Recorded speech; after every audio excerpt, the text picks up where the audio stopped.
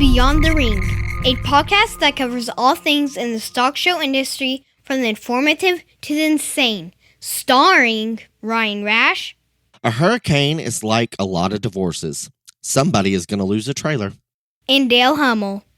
We cannot solve our problems with the same thinking we use to create them. Now on with the show. Welcome to Beyond the Ring. This is Dale Hummel, along with co-star Ryan Rash. Hello, hello, hello. Good Sunday morning. Well, I will apologize to the listeners now in advance for having to record this early, and God knows what will have blown up between now and Friday when this drops. But we are in the middle of a hurricane in Texas, and it makes landfall Monday morning. And I don't know if it's going to be bad. I don't know if it's going to be good, but I just figured we'd go on and get this recorded so we had something.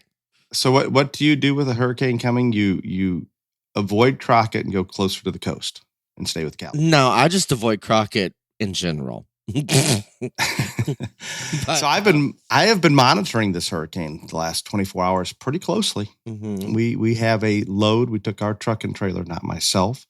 Two of our most valued employees took our truck and trailer down to deliver goats, and it looks like it is strengthening a little bit. And right on the coast, there's going to be some swell. I think inland you're going to be okay, but you're not that far from the coast of Cali's, are you? No, we're not very far at all, but they have survived several of these, and everybody keeps asking, what are y'all doing? Where else? Well, we don't really have anything else to do. We can't pack up the whole hundreds of herds of cows and leave and all this other stuff. So yeah, we're just going to see what happens. So by the time this drops, we will know what has happened. Right as of the moment of the last hour, it's just as soon as it hits landfall, they downgrade from a hurricane to just a tropical storm. Not that won't be still a lot of rain and wind, but hopefully it won't be bad. But every time there's one that comes to Texas, it seems bad. It just I do remember the bad ones. And you only remember the bad ones, but I will say this, and this will be an unpopular opinion for the Texas people that hear this or whatever.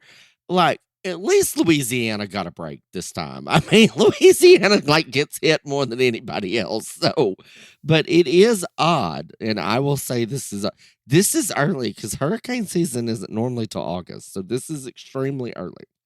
It is. Katie and Dylan and I were missing you yesterday. We went to Redbud National Motocross Race. Uh-huh. Do you know how well you would have fit in there?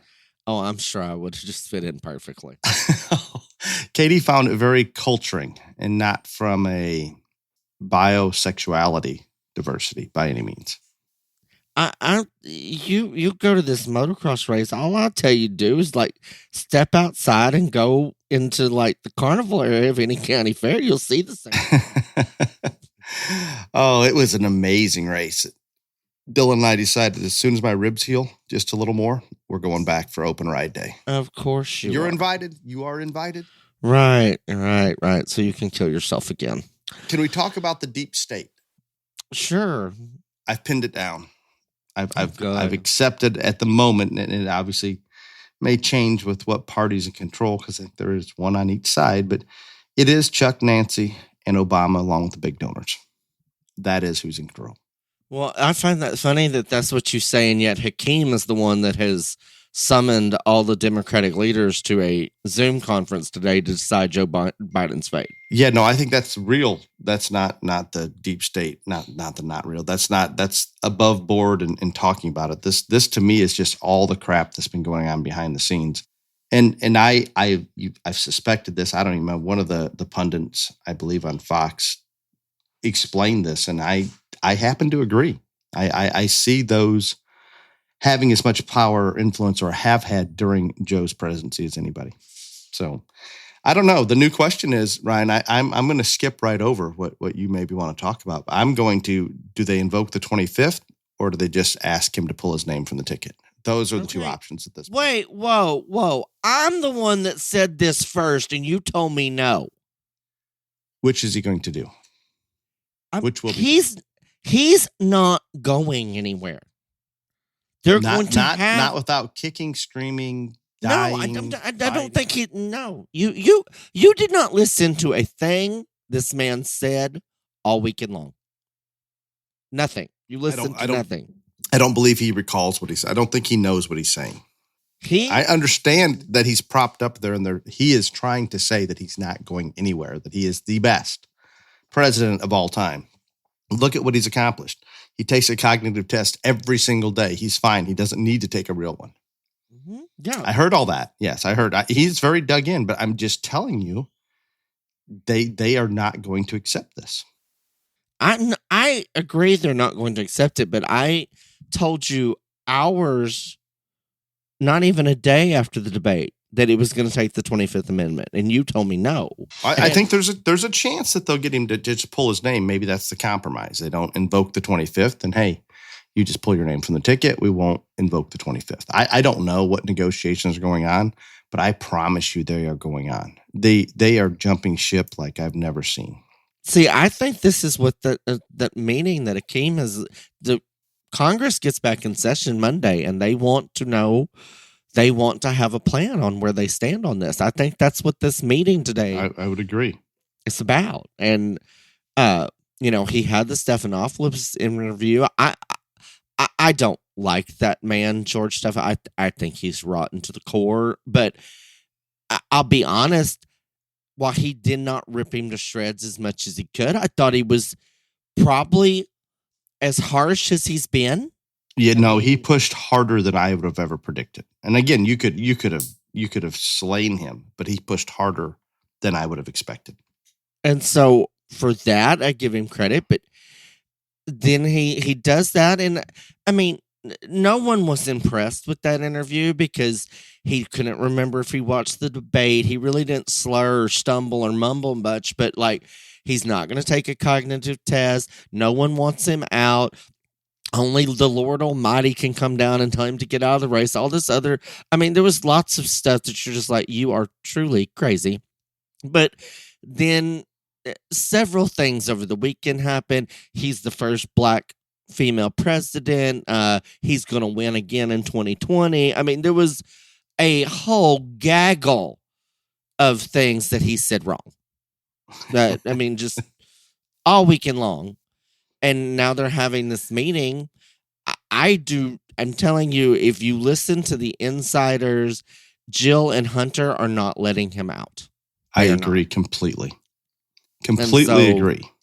And I don't think that there's anything that you can tell Jill or Hunter, we're going to blackmail you, we're going to put you in jail, all this other stuff. Because I go back to the same principle, especially now, presidents have immunity. If they believe there's a fighting chance for him to win, absolutely. But they're going to have to throw him out the 27th Amendment because the Supreme Court ruled presidents have immunity on official acts. Right now, everything Joe pretty much does is official act. Do you not agree with that? I think they'll hang the Hunter card, play the Hunter card, and none of that would be an official act. I'm just telling you, I think they're going to have to invoke the amendment. I think it's going to be ugly. And the worst thing about this is everybody's worried about who's going to replace Joe. I want to say that, again, I was right. I hate doing this, but, Gavin Newsom said this weekend when he was stumping for Joe, they said, if Joe steps down and there is an open convention, are you going to throw your name in the mix to replace him? He said, absolutely not. I do not think there's been all these scenarios. Even Dale brought up a scenario about keeping her as vice president. You cannot sidestep a black woman I don't even think for a black man or anyone white in that party. You cannot. So unless Michelle Obama is coming in at the top of the ticket, camel toe has to be it. And it will be a disaster. I think Joe Biden has a better chance than camel toe. Don't count Michelle completely out, even though every indication is she does not want it. I still, that is the fall surprise for me. Summer surprise, convention surprise. I still worry that if they believe that Michelle can absolutely beat Trump, she will.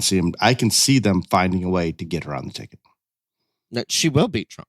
It's just I can't simple as say that. I cannot say that. I can't refuse because to. you're I crazy. refuse. She will. She's crazy. And I don't care. I don't like her. I think it will be terrible. I think it will be, and you'll get 8 years of her. No, it will be awful, but she is the most popular woman in the world. I can't accept that. I think you're reading a news magazine that's very liberal. No, I'm not. But She's as crazy as you. Worse. Okay. Way, way worse. I don't doubt that she is a much better option. And you're assuming the independents all fall that way. Would that be correct? Oh, Mostly. absolutely. If they do, then you're right. It's over. It's done. I don't know. I really do not know. But Dale, we're in the majority here. There is not a lot of people that thought Obama's presidency was awful. You and I do, but yes. not the majority. Do you know how much it cost Obama's administration cost me alone on healthcare every month? Unbelievable. I am with you. I'm telling you. I don't even think if you polled our viewers, there would be that many that think it was. Don't be insulting our viewers now. I'm just telling our listeners. No, they're better than that. They would not still be with us if they thought Obama had a good presidency. I didn't say good. You're not listening to me. I didn't say good. I don't think the majority of Americans thought anything Obama did was detrimental or truly hurtful to the country or any of those things. I do not. I think their health care plan, Obamacare, that itself, there cannot be a conservative person that agrees with that. Cannot. Okay. Oh, my. Morning Joe. Have you heard of this Morning Joe person on MSNBC? I know who he is, but I don't watch him, so no. Oh, I turned it on for 10 minutes. And that man is like your boyfriend from California, Newsom. He'll stand there, look into the camera, and tell us that under Biden's administration, we have the strongest military. China and Russia have never been more feared of the U.S. or afraid of our military. We have the strongest economy, and we have the strongest culture. I don't even know what that strongest culture means. But this man is standing in front of the camera. That's what he means. Believing what he's saying. He truly believes this. And my fear is you have people watching that crazy ass channel that might also believe it. Very true. My blood pressure went up this morning watching that. I'm sure it did. I've never witnessed this before. I don't know if this new thing of you watching the other networks is probably good for you. I think you should stick with the Garage News. Garage News is way, way better. Way better. Mm-hmm. So I don't know. This nutcase, Joe, Morning Joe, whatever. I don't even know his name. He concerns me. But that's all I have for current events today. Yeah, I mean, God knows what is actually happening in the world, and I'm being very, very serious about this. I mean, I know that the UK elected a new prime minister who is, Dale does not want to discuss it because, far, far, far liberal. France is gonna counteract. But I mean, what my point is, none of that really affects us. But the thing is, God knows what is actually going on around the world because everything is centered around will Joe stay in, what's going to happen to Joe, etc. So, yeah. And that's not just U.S. news. That's around the world. No, that's what I'm saying. Yeah. There could be people planning an atomic bomb attack, and we wouldn't know about it because the world is consumed with what's going to happen to Joe. And there are people planning dirty bombs. And guess what? We let them walk across our border. That is frightening to say, but I believe this. That our border is so open. Anybody that wanted to do us harm, why would they not take advantage of it? I agree with you, but also I did find it even more alarming that the one piece of news that I saw that had nothing to do with Joe was now they're talking about the northern border is about to be as bad as the southern border. So we're going to get it both sides. Very, very challenging. Mm-hmm. Oh, okay. With that, do you have some BTR JLA news? Oh, well, In the middle of the hurricane, dig it up. Yeah, you're gonna have to do your stuff. Because I completely. You didn't want to talk about the people that did well. No, I just. Okay, let's talk about. Let's help neutralize the heat of hauling/showing in the heat of summer. ShowFresh H2O can help keep show stock on water and in turn consuming feed and look the part. This is the lowest cost, largest return there is for your investment. Purchase ShowFresh H2O at the local farm store, Show Supply trailer, and at swampfox.com. Once again, ShowFresh H2O allows this podcast to continue each and every week by cutting a check to Clifton. Clifton, thank you for recording on a Sunday. Do they cut the check to Clifton? No, it actually comes here, and then I pay him on a digital thing somehow. I don't know. There aren't such things as checks anymore, I don't believe. They're gone. Do you have a checkbook? Yes, I have a checkbook. I use Some people don't. Every month. Yeah, my son Dylan, he was wanting to pay me some money for something, and he has no checkbook. And I have no digital money type things. That's Cash. Not good. Cash. And I'm going to be real honest.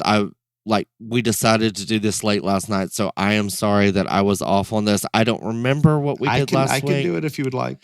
No, I'm going to do the top 10 novice lamb because I don't even remember what we did last week. So. We did not do that. Okay.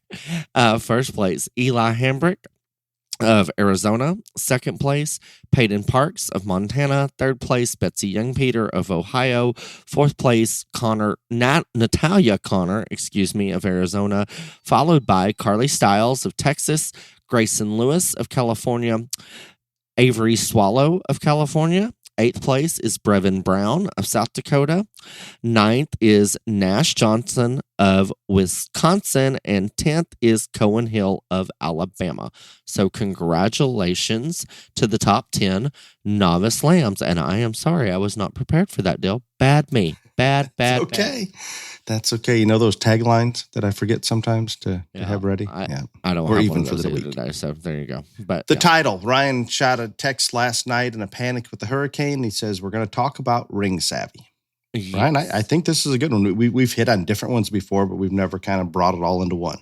And I also like talking about being ring savvy. I'm going to take it from like every angle, like show management, exhibitor, team member, because this is kind of a lost art in my opinion. And like, I mean, I can remember not only when I was showing it, but like when I had kids that we were brokering just a few years ago, like we would have little team meetings and we'd be like, okay, and all this other stuff. And I can remember that when my mother would put on shows and when I would put on shows, we would go look at the ring and make sure things were right and all this other stuff. It's just kind of a lost art. And I see some holes so deep in the middle of these rings that wouldn't take a lot of manpower to level out, that it just is overlooked, I think.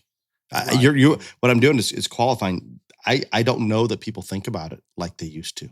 Right. And that's what I'm saying. I think it is kind of a lost art. And so talk about it, and maybe no matter what your function is at the show, maybe you can help, bring this back in a little bit. And so I think first and foremost, in talking about the ring, and, there's not much exhibitors or parents or brokers or breeders can do about the first thing, but Dale has talked about it on here and just recently.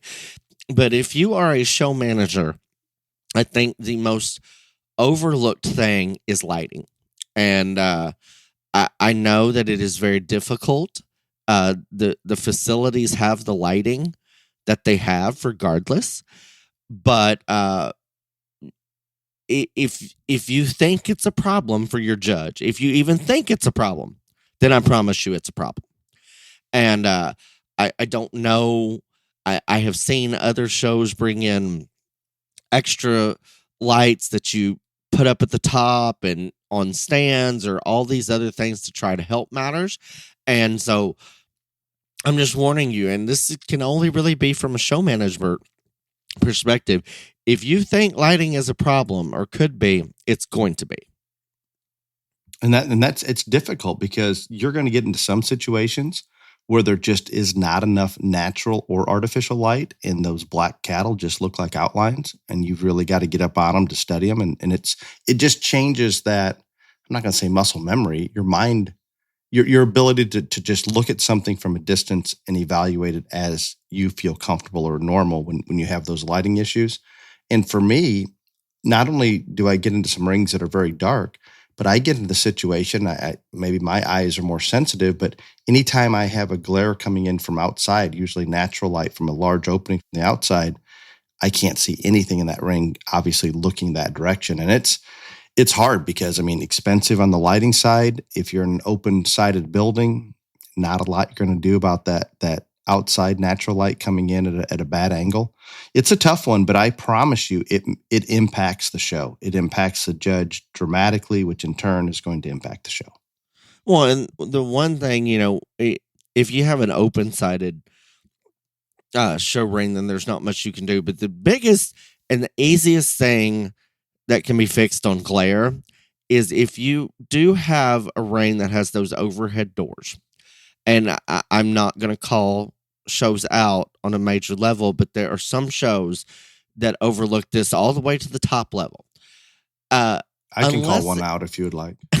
No, unless it's going to make it unbearably uncomfortable temperature-wise. If you could lower that door, not even the full way, but to where it gets rid of the glare, it's such an easy fix and no one does it. No one. No, that is correct. And again, unless you're out in that ring and standing there trying to evaluate, looking that direction when the animals are on the move or whatever, wherever they're at. And where I notice it a lot when I'm not judging, Ryan, is I'm taking pictures of exhibitors. There's just, I have to be on a certain side of the ring, and I know nothing about photography, so it's on automatic mode. But I cannot shoot into the angle. A lot of times the angle the judge is looking into. And if I can't get a good picture going that direction, guess what? They're probably having a hard time seeing those. The best lighting I've ever had, County Fair in California. And I believe they're in the process of building a new show ring. And this ring was literally between two buildings. I believe it was grass that they'd put some shavings on. And it had shade cloth all the way over the top and coming down all the way on the sides, I believe. I'm not sure about the sides. Maybe the buildings just blocked it.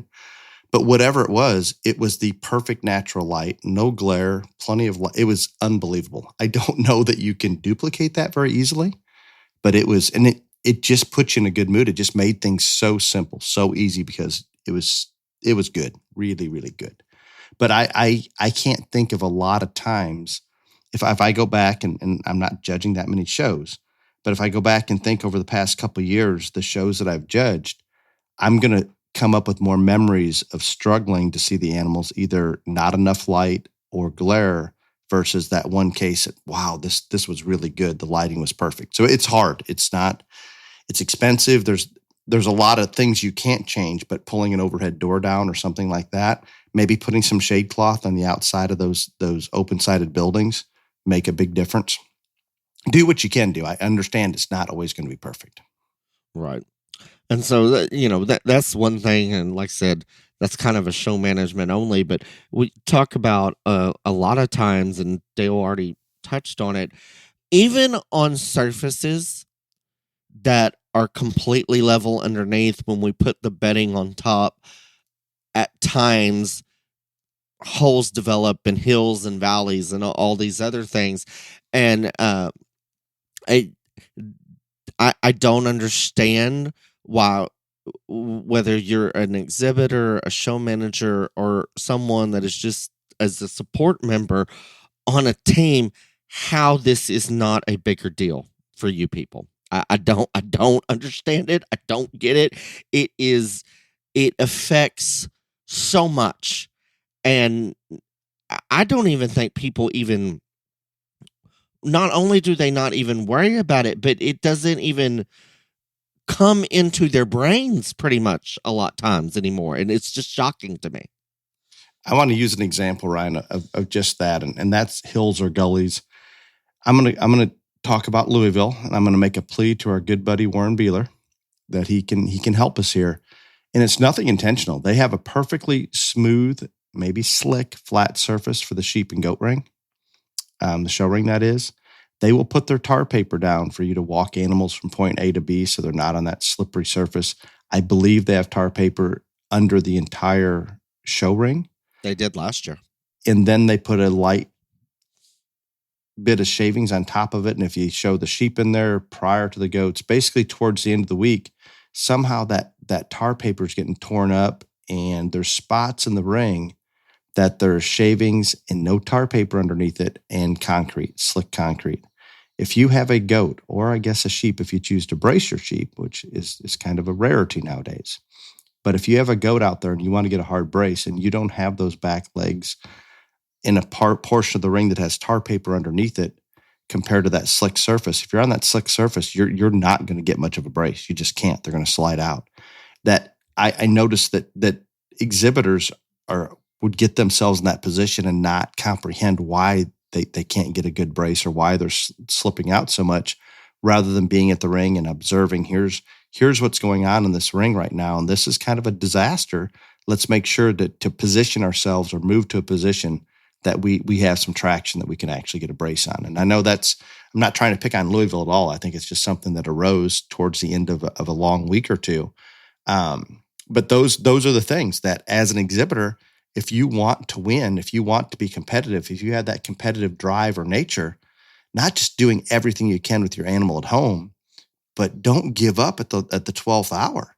You're there. Let's pay attention. Let's have that little group meeting that Ryan talked about having with his little showman, that we all get together, guys, and see this tar paper's peeling up over here, or here's that low spot over here. I don't want to see your front feet in that spot. We're going to avoid that at all cost, or whatever it may be, and things we're going to talk about even more detail today. Ryan, I'm with you. I'm not sure those meetings are taking place because I see too many times a pretty decent showman and a decent animal out there that buries themselves because they were not ring savvy. Right.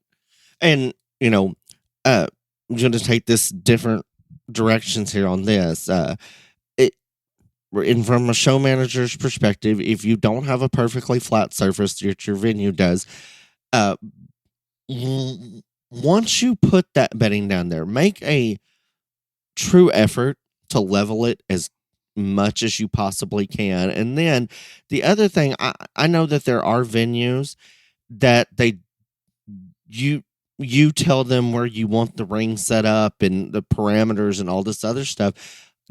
Make a conscious effort to go look before. And if you know that there's no way that a certain area of the ring can be leveled, and you can take that equation out of the show ring, do those things. And so from a show manager's standpoint, that parents, brokers, and kids, you've got to go up there and see. And we'll talk about this later in the deal, but if the one that goes in fourth is going to end up with their front feet in a hole, then unless they call you in by a certain order, which, let's be real honest, most shows don't anymore, then you better hell not go in fourth. I wouldn't even go third or fifth. Let's go second or sixth, just to make sure. If you go in seventh and you've got a little rise or a little hill, then you better throw bows before you're not in seventh if you're on my show team.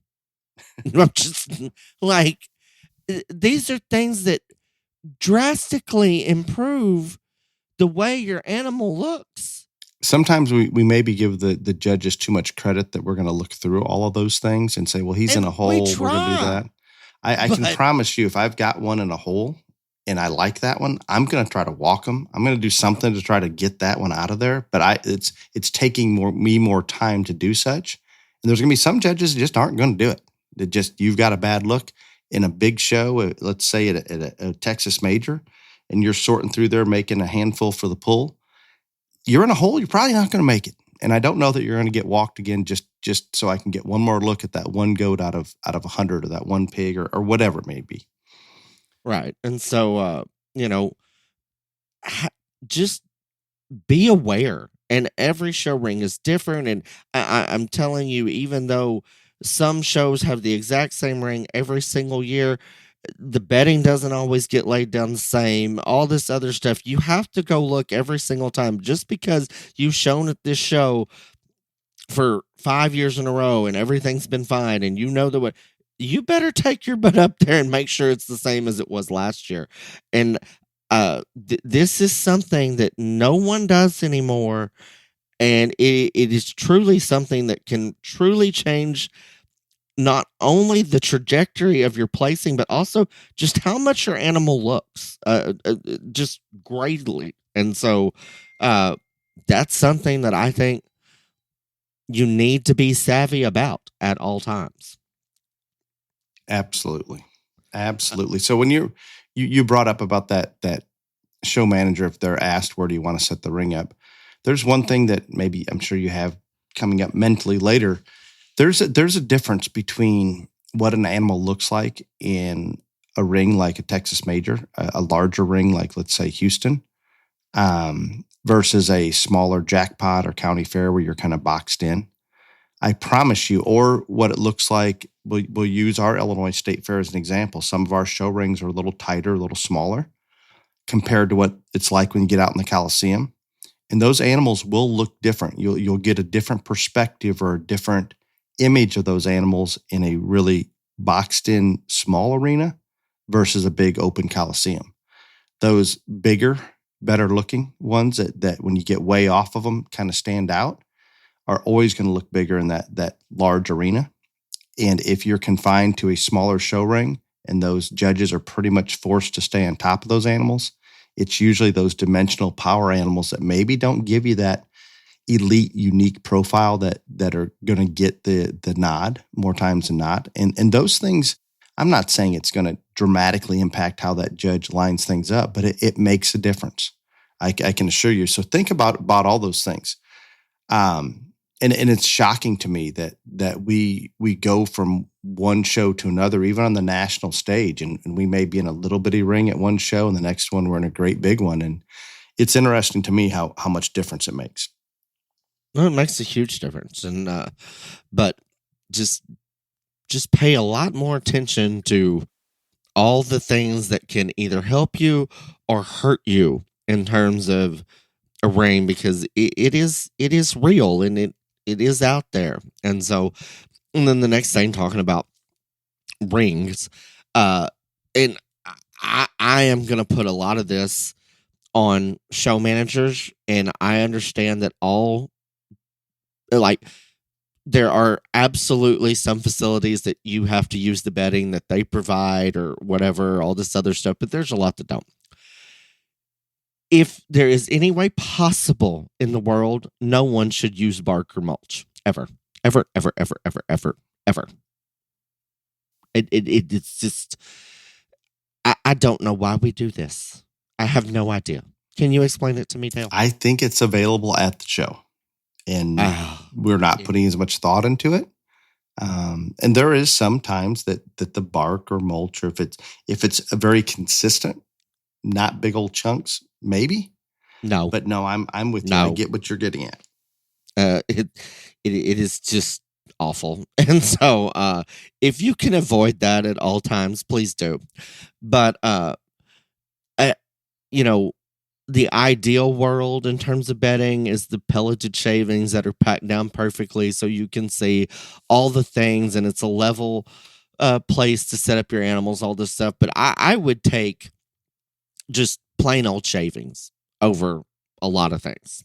And, I would as well, but I can't say enough for that pelleted horse bedding, I guess is what I would call it. Mm-hmm. I know it's probably expensive to do a whole arena like that. I'm sure it's stupid expensive, but wow, does it make there's enough cushion to the surface. The animals can move on it freely. It can be manipulated to be perfectly level. It makes the job of the evaluator so much easier. Right. And that's what I said. I would like that above all else, but just regular old shavings can work just as good as almost anything, and so much better than some different things that are used. But you know, and that's from a show manager standpoint. But if you're on a team or you're a kid, and for instance, if they do have bark or mulch out there, your animal is going to walk and stand differently on that than it is pelleted shavings, regular shavings, all this stuff. And you need to be able to do your best to try to adjust accordingly. And it's not going to be easy by any stretch, but those are things that we need to look at, we need to view and try to counteract, depending on the different surfaces that we have to show our animals on. I can think of one surface that I I want to throw out there, and I don't know that it was done intentionally, but it became kind of a thing. Indiana State Fair Hog Arena. Now they've got a beautiful new arena swine building there that is amazing.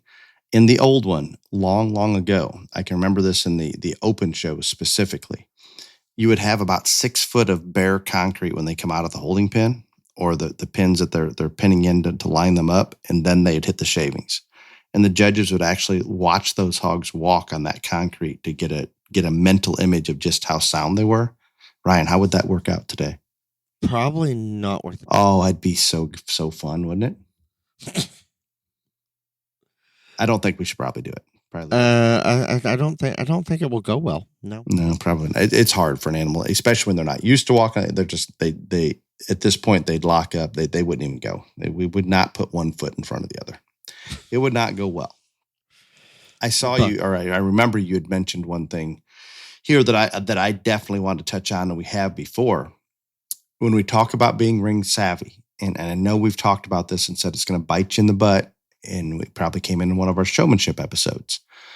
But when Ryan's out judging a show, and we have this exhibitor that believes they have a great one, and maybe in their mind they do, and all of a sudden Ryan pulls them in third, and Ryan gets the death stare or an obvious emotional swing that they are not happy.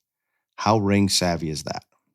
No, it's not. And you fast forward a little bit, but that's okay. We'll take care of this. I think this goes not only for exhibitors, but I'm going to put you parents and brokers and stuff on notice, because y'all all feel the need to get saddles or spray bottles and ride your animals into the ring or spray it across the ring so the judge knows that, hey, that's mine. And so for any of you, that animal gets pulled third or gets second, and or in a tough class in a top pair, and the kid's reaction or someone on the outside of the ring's reaction is negative, that does nothing to help your cause for the next one or the next show. And you're going to see this person again. And this is kind of a little bit off topic, but I want it to be stated. I think probably now more than ever, we have people either verbally attack judges at shows, or they put stuff up on social media or whatever, all this other stuff.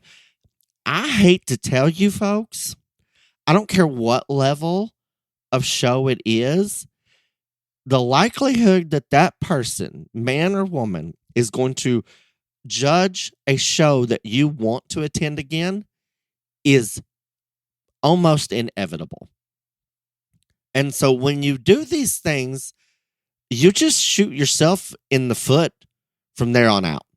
But it doesn't matter if it's a kid in the ring or somebody on the outside. You get third, and then you've got another one coming, or you're second in a tough class, and somebody in the group's mad, the kid's upset.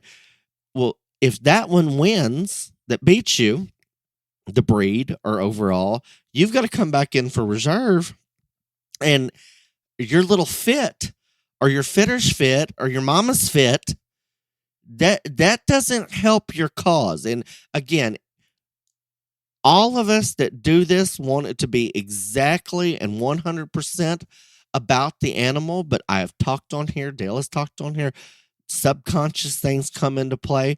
And if you are pissed off because a kid or somebody else reacted negatively to how you placed a class, if it is close between that animal and another one, the nod's probably going elsewhere. I'm going to go a little further. I'm not even going to go to the subconscious. I'm going to go to the conscious. If it's close, you have no chance. It's done. I'm going to make a conscious decision. These two animals are close. That one with the bad attitude is going to get beat. Just is what it is. I'm not saying that people don't do that. I'm admitting to it. How's that but it is just like that. And, I think more time, one thing, and I was saving this for later in the thing, but one thing that y'all don't get is it's just like I said, because all of y'all have decided that you need to follow that one into the ring, spray the bottle, do all the things, hang on the side of the rail and yell at the child so the judge knows this is my animal. Well, that's great. Do it all you want. That's fine. And you're doing it to be noticed. Do not try to tell me that you're not. You are doing it to be noticed. Well, then your reactions and come into play too. And that's just part of it. And the judges are sometimes watching. Yeah, they are. Because again, you're making it so obvious that this is your animal. And then when somebody shakes the fence because they get beat or, throws the hat down on the ground or the brush or all this other stuff. How about jumping over the fence? Have you encountered that? No, I haven't. You hear about those stories. I know people that it's happened to, but it has not happened to me yet. But, and I'm not saying it won't, but it has. We need a listener to come on with one of those stories. I've never got to witness that. But, that happens.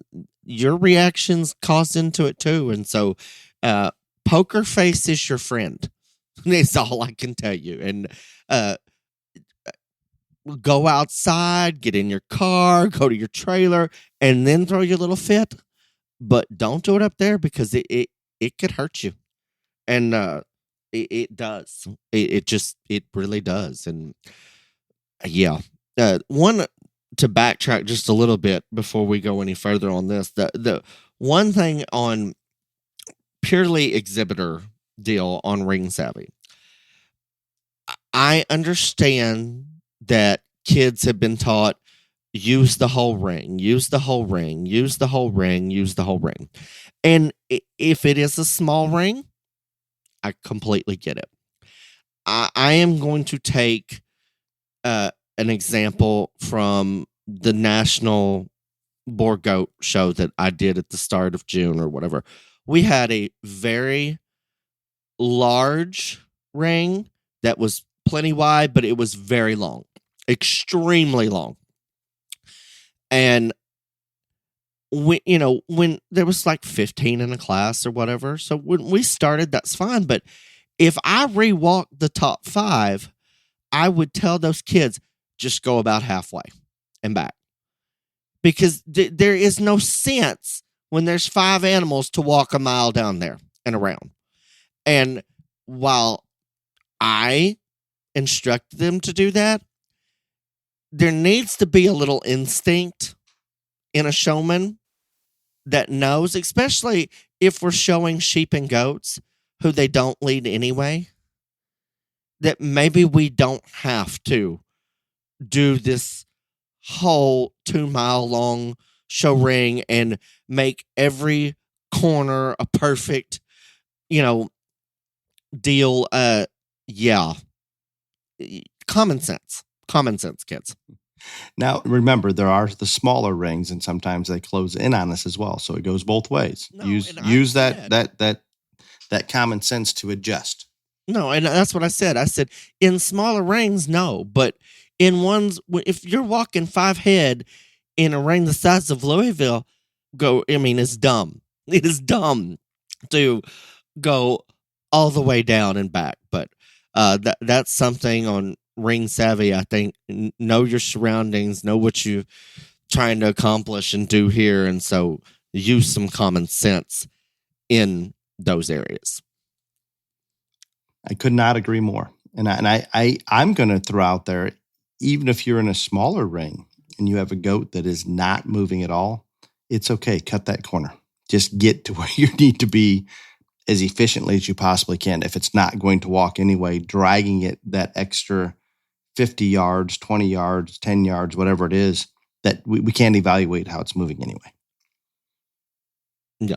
And so, those are some things that we talk about in terms of knowing the ring, knowing what position to go in the ring, all this other stuff Dale has brought up, your behavior at ringside, not only ringside, but inside the arena. And, Dale talked about when a kid doesn't do as well as they should.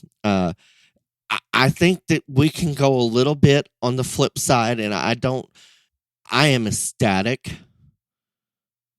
when we win. I want everybody to be elated when they win, but there are times where we might take it too far.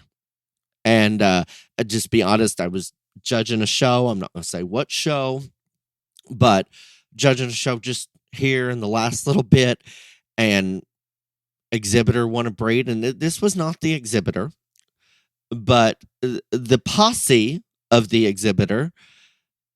You would have thought that they had just won the $500 million lottery, and they are jumping up and down and high-fiving and shaking the fence and all that. And I mean, it was a scene.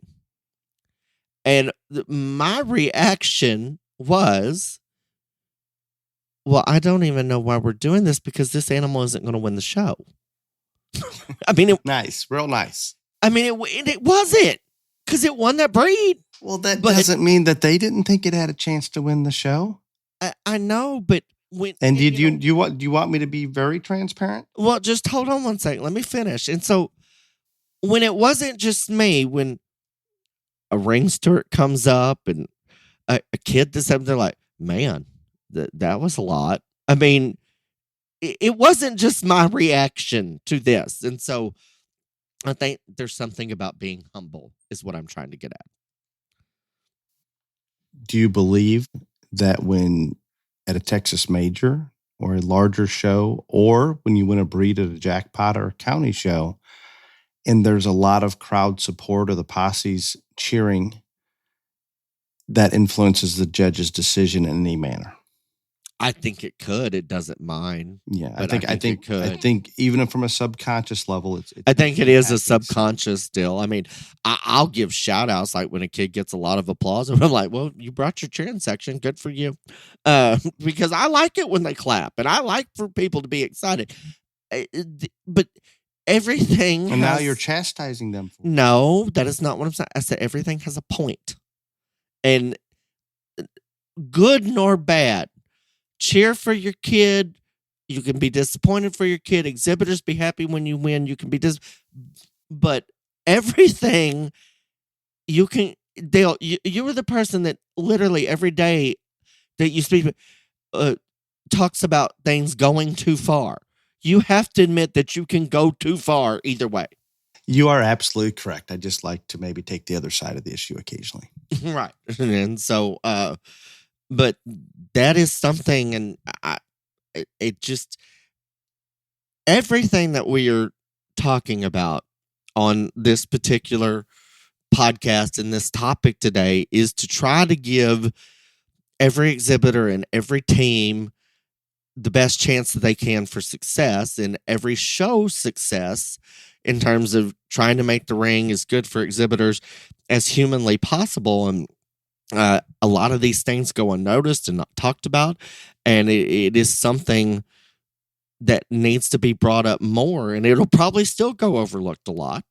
But I just thought that it was something that maybe as we head further in and get ready for state fairs and season, that this might be something that you wanted to go over with your child, your exhibitor, your team members, and all this other stuff, and be like, hey, maybe we need to be a little more aware about certain things, because all of it can affect.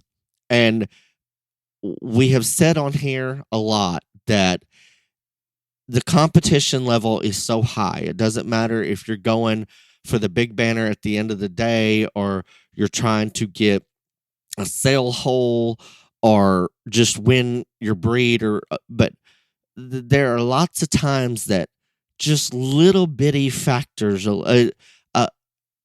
splitting hairs happen, and you want to give yourself every advantage that you can in this deal, so you can have as much success as humanly possible. And so I thought this was a worthy topic and something that we should bring up and talk about a little bit. So I'm sure I've missed some things, but I have a little side note on this one that we could throw into that last segment before we move into question and answer.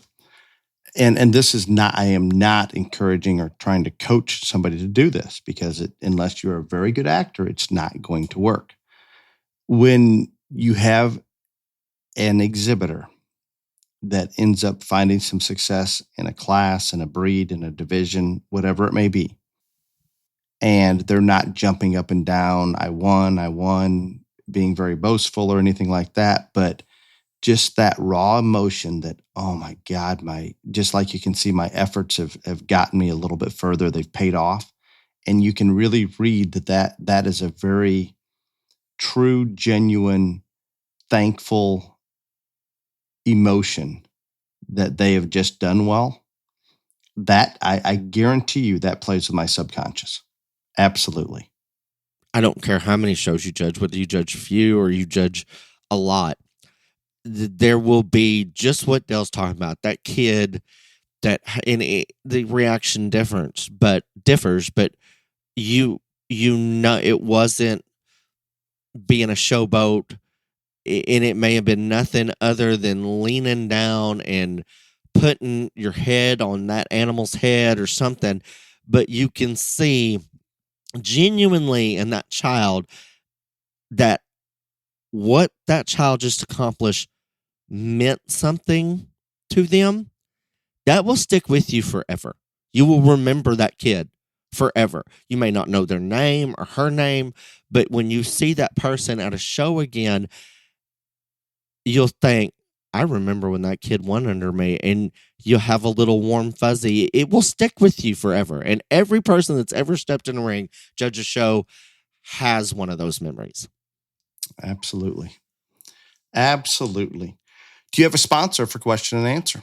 We do. For over 60 years, Leonard Truck and Trailers has been the trusted trailer expert for hauling champions to victory. For journeys that go beyond the ring, Leonard Truck and Trailer offers the largest selection of every type of trailer from 40 manufacturers.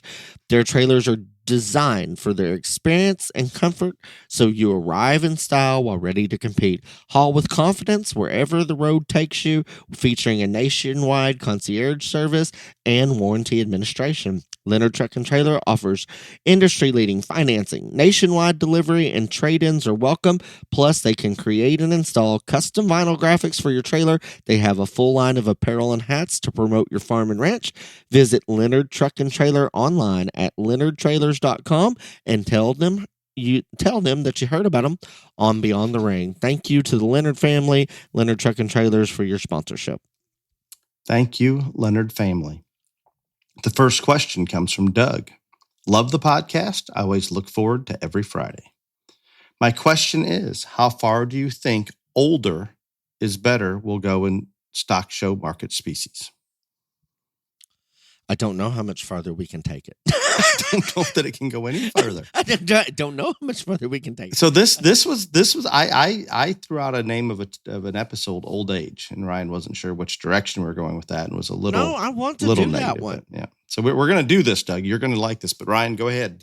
We can at least answer. And I mean, I think that one will be in the next couple of weeks. And to be honest with you, we probably should have done that one this week, but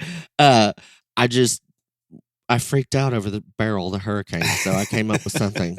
But I don't want to give a whole lot away because we are going to do old age within the next month, I'm pretty sure. But I'm just going to simply say is be on the lookout for that topic coming up, and I don't know how much further we can take it.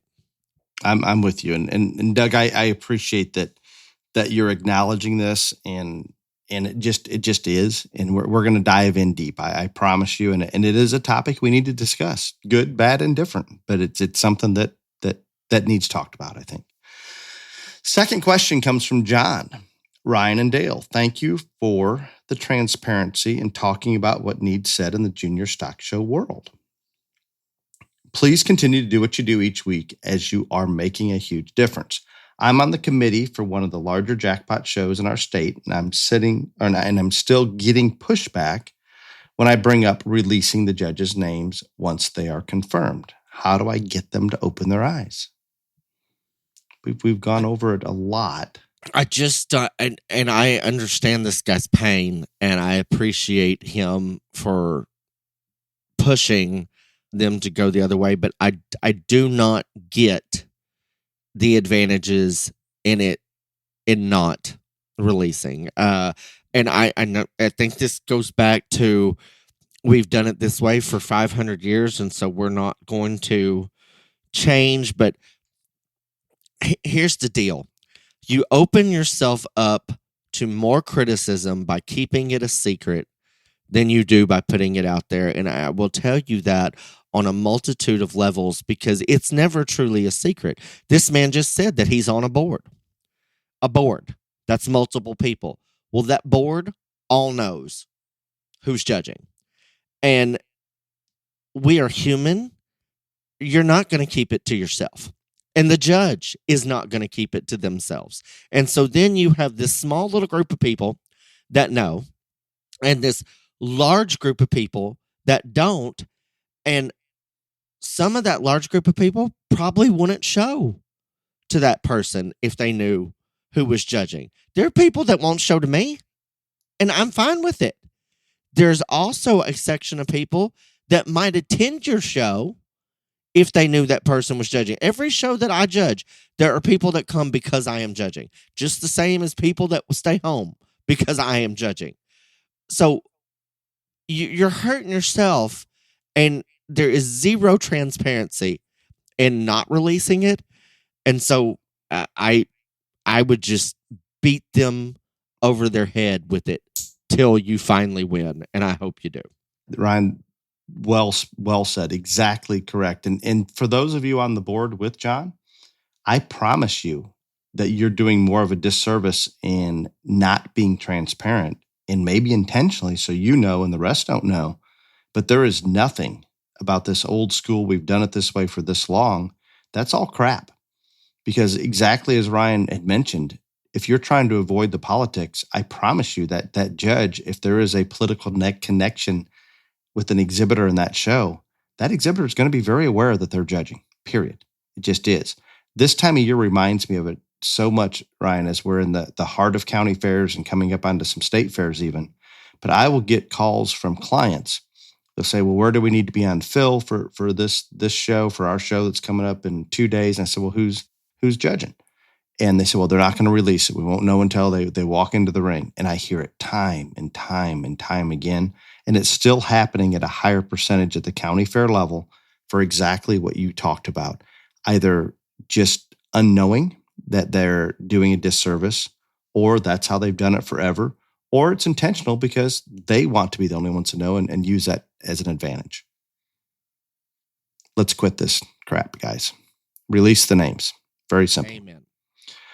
Nancy brings a question. Oh, this is good.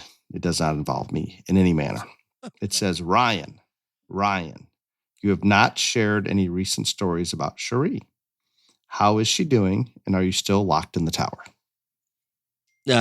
We're just going to say that, yeah, I'm still locked in the tower. No, you are at Callie's today. Well, I'm at Callie's now, yes, because I don't want to be locked in the tower. And so... and she doesn't physically lock you in the tower. You just live upstairs. It's pretty much a hostage situation. But anyway, and she's perfectly fine. Okay. I've not heard much about Sheree lately. Hopefully she's been vacationing and enjoying life. Mm-hmm. With that, Ryan, I hope you and all those in Texas come through the hurricane okay and no issues. Obviously, it'll be long past by the time this episode drops. I'm hoping that it continues to weaken as soon as it hits land, but there's going to be some that get hit, and it's going to be an issue. So we are thinking about you. Hopefully all goes well. Until next week, be safe.